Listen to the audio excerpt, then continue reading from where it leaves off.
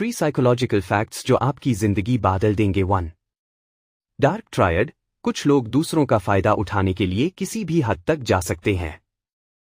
वे अपने स्वार्थ के लिए दूसरों को धोखा देते हैं और उनका शोषण करते हैं।